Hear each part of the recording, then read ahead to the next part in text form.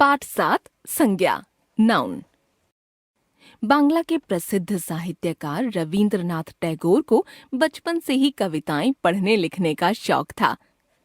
भैया, कविता क्या होती है? कविता रस से भरी होती है जो लोगों को आनंद से भर देती है। यह क्या कर रहे हो? फूलों का रस निकाल रहा हूँ ताकि कविता लिख सकूं। भाई रविंद्र की मासूमियत पर बड़े भाई हंस पड़े। तब उन्होंने रविंद्र को कविता लिखने के गुण समझाए। उपर्युक्त चित्रकथा में आए इन नाम शब्दों पर ध्यान दीजिए।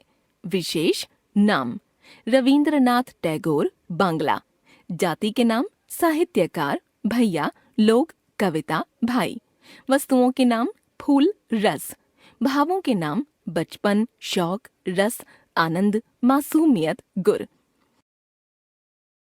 किसी वस्तु, स्थान, प्राणी, व्यक्ति, अवस्था, गुण या भाव के नाम का बोध कराने वाले शब्द संज्ञा कहलाते हैं।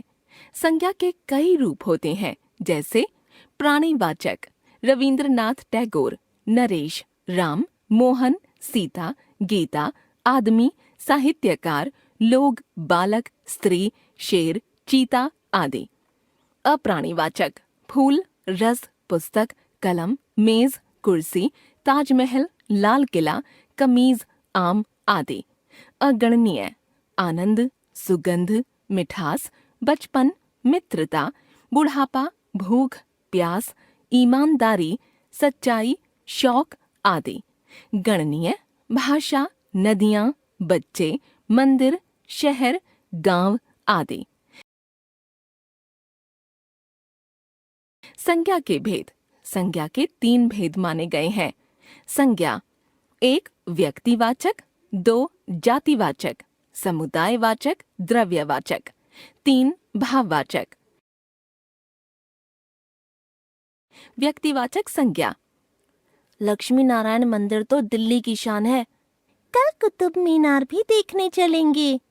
किसी विशेष व्यक्ति, वस्तु, स्थान का बोध कराने वाले संज्ञा शब्द व्यक्तिवाचक संज्ञा के नाम से जाने जाते हैं, जैसे दिल्ली, लक्ष्मी नारायण मंदिर, कुतुब मीनार, भारत, कालिदास, गंगा आदि। जातिवाचक संज्ञा। आज नए अध्यापक ने हमें पढ़ाया। अच्छा, क्या पढ़ाया? गाय विषय पर निबंध लिखवाया और सड़क के नियम समझाए। जिन संज्ञा शब्दों से एक ही प्रकार के या एक जैसे समस्त प्राणियों, व्यक्तियों, स्थानों या वस्तुओं का परिचय मिलता है, उन्हें जातिवाचक संज्ञा कहते हैं, जैसे गाय, अध्यापक, पहाड़, सड़क, पुस्तक, सभा आदि। जातिवाचक संज्ञा के 2 भेद हैं। द्रव्यवाचक संज्ञा।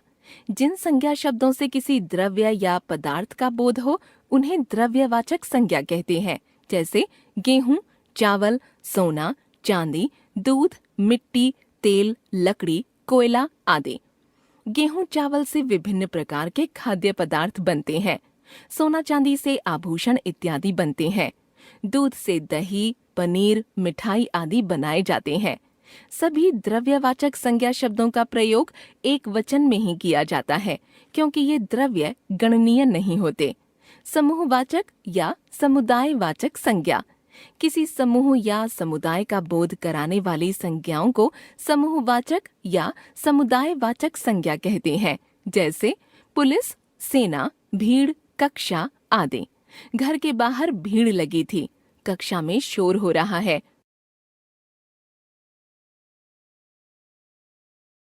भाववाचक संज्ञा। बचपन में यह बहुत शैतान था। अच्छा, क्या सच में? बड़ी चतुराई से पाठशाला जाने से बच जाता था। जो संज्ञा शब्द किसी वस्तु, व्यक्ति के गुण, दोष, भाव, दशा, अवस्था, स्वभाव आदि का बोध कराते हैं, उन्हें भाववाचक संज्ञा कहा जाता है, जैसे बचपन, सच, चतुराई, ममता, बाल्यावस्था, यौवन, शिक्षा, स्वास्थ्य, घबराहट आदि। व्यक्तिवाचक संज्ञा का जातिवाचक संज्ञा के रूप में प्रयोग।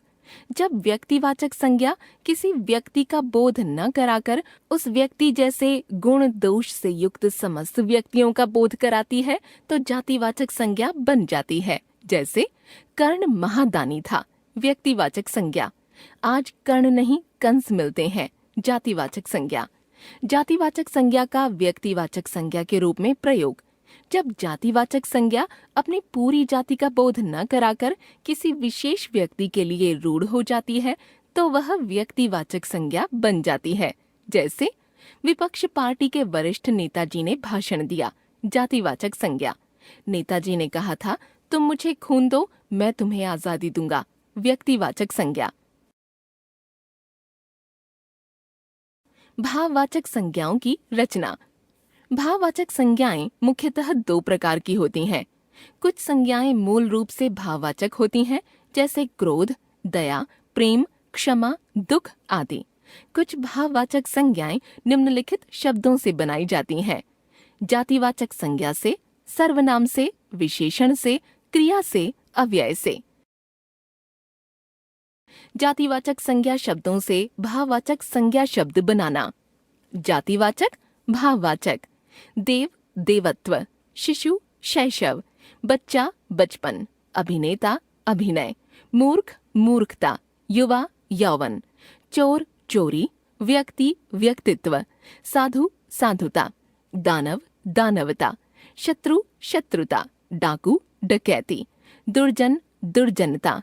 सज्जन, सज्जनता। घर, घरेलू।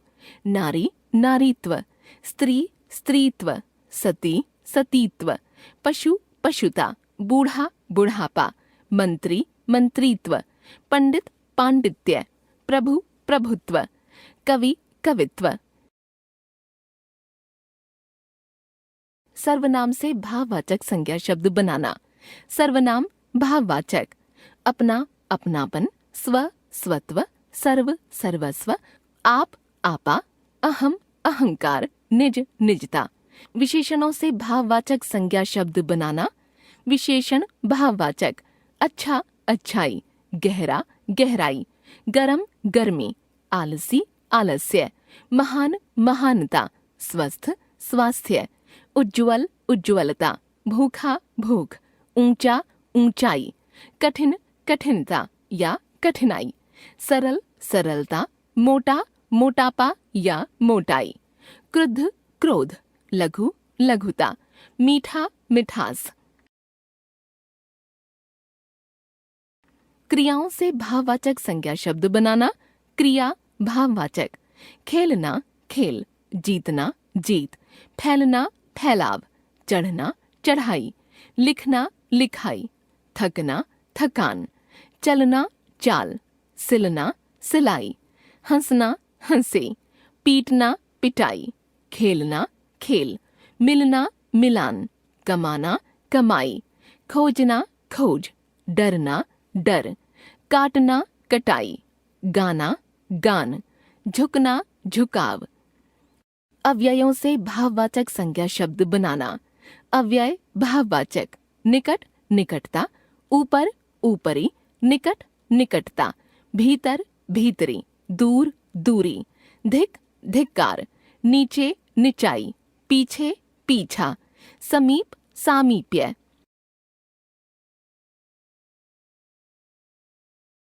हम जान गए संज्ञा।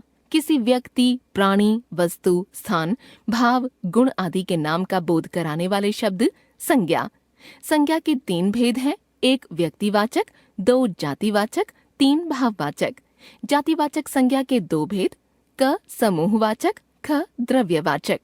भाववाचक संज्ञा शब्दों की रचना जातिवाचक संज्ञा, सर्वनाम, विशेषण, क्रिया तथा अव्यय शब्दों से होना।